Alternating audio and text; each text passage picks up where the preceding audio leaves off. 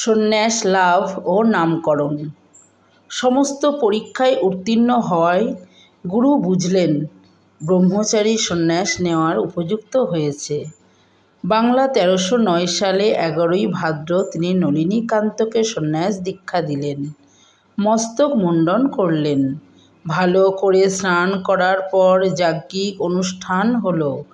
বিরজা হোমের অগ্নিকুণ্ডে ব্রহ্মচারী তার শিখা সূত্র বিসর্জন দিয়ে বর্ণ, ধর্ম ও আশ্রম সহ সকল সংস্কার চিরকালের মতো ত্যাগ করলেন। নলিনীকান্ত চট্টোপাধ্যায়ের শাস্ত্রমতে মৃত্যু হল।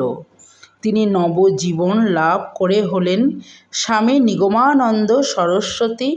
নবীন সন্ন্যাসী পরিব্রাজক হয়ে ৪ ধাম পরিক্রমা করে ৪টি মহাবাক্য বিচার করলেন। তীর্থ পরিক্রমা অন্তে পুষ্করে ফিরে গুরুদেবকে প্রণাম করে নিগমানন্দ বললেন, আমি ব্রহ্মকে প্রত্যক্ষ উপলব্ধি করতে চাই। সচ্চিদানন্দ শিষ্যের জিজ্ঞাসায় খুশি হয়ে বললেন, তুমি যোগীগুরুর অনুসন্ধান করো।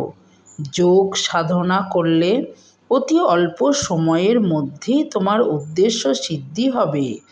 গুরুর চরণে প্রণাম করে বিদায় নিলেন নিগমানন্দ। জয় গুরু, জয় গুরু, জয় গুরু।